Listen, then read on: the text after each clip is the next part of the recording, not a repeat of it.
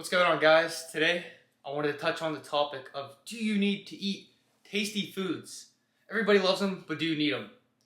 And I think it's so relevant because today in the modern world, fast food is everywhere.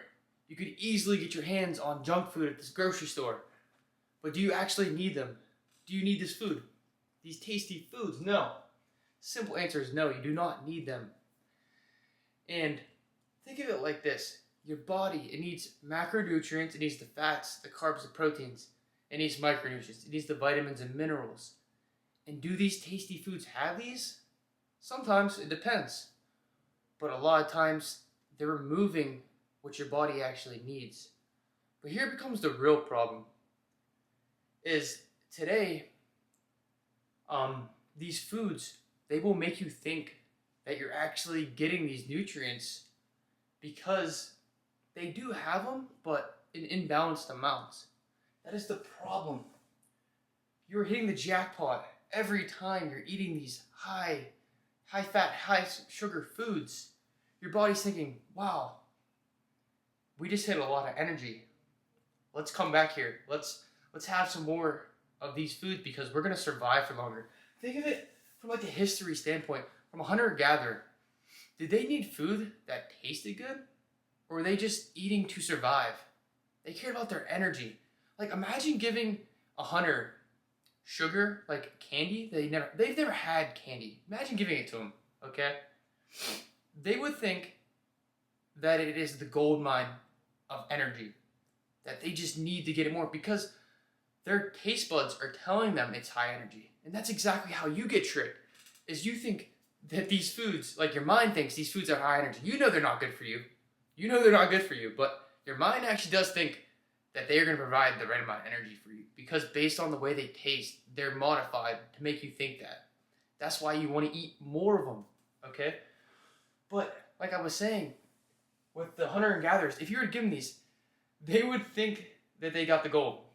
They hit the jackpot, and they would go looking for this again. But say like they get a couple miles in, they'll probably crash. Their energy will go down. And say you planted only a little bit of candy, like that was the only candy they could ever access. They're going to realize within walking or expending their energy that they were lied to. That energy, that taste that they got actually wasn't good energy. But they thought it was because it tasted so good. But that's just not the reality of it. And that is the problem today, is that your mind thinks you're hitting the jackpot of energy when you're eating these junk foods, when you're eating these foods that taste so good.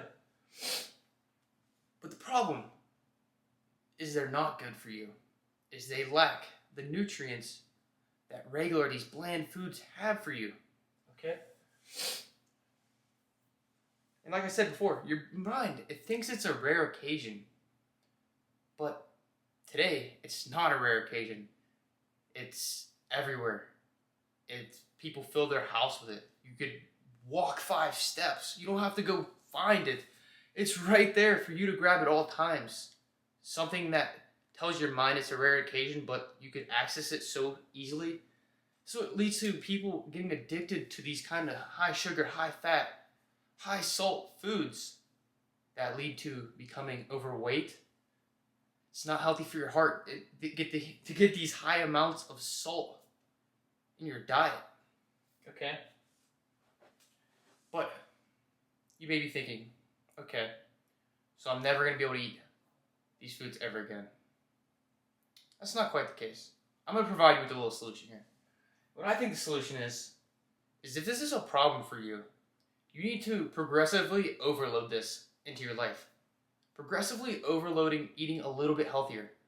What I mean by this is you just got to eat a little bit less sugar. You can't completely cut it out. If you've ever struggled with any kind of addiction, you'd know that if you completely cut it out, it is very hard to maintain that because it's a drastic change. It's not about drastic change. It's about a long-term lifestyle change that you could sustain. So what you want to do is if you could just do a little bit better tomorrow, just a little bit. It just depends on person to person how much you eat these foods. but you just want to gradually do better. If that's one day for you, if it's every other day, whatever gets you moving in the right direction is the right move for you in your position. Yeah. And when doing this, when starting to make better decisions, it's a very good idea to track your mood and energy.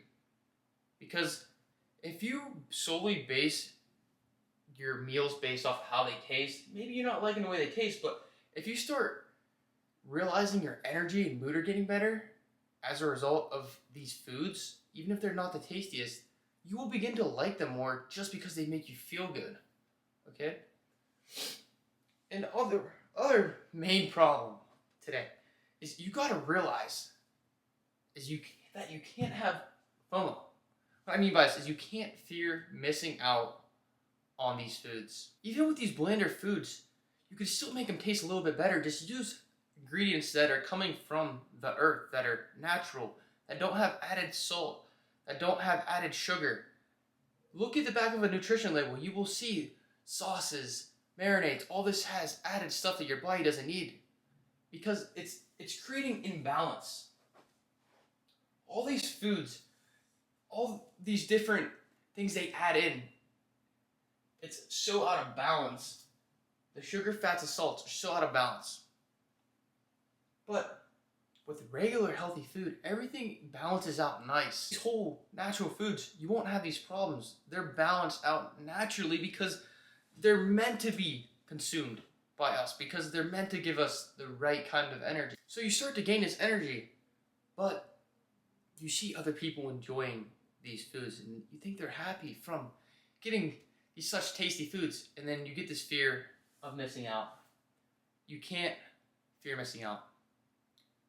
You have to know what's right for you, and you also have to know that you're really not missing out on that much. It's just food. This comes back to the point, we're eating to fuel our bodies, to give ourselves energy so we can have a healthy mind and healthy body. But do these tasty foods really promote the healthiest mind and body? That's something you have to ask yourself. I personally don't think so. But if it seems too drastic to never have these foods again, then just have them in moderation. You won't become addicted to these foods, and they'll actually taste better because your mind and body don't adapt to them. These foods, you can adapt to them if you eat them so consistently. And the main difference is when you eat them in moderation, is you're already eating other foods that fulfill your nutrients your body actually needs, so that when you have these tasty foods, they don't make you so inclined to keep eating more and more because your body knows it has what it needs. And when it has what it needs, it doesn't feel the need to think that it hit the jackpot. But if your hunger levels are very low and all you have access to is junk food, and you have this food, yeah, it's going to think it's the jackpot. But that's the reality of tasty foods. If you learned something, and if you took something away from this video, I hope you could apply it to your life. But if you also need help implementing this, I am a fitness coach, and I'd love to help you. And I'll see you guys in the next one.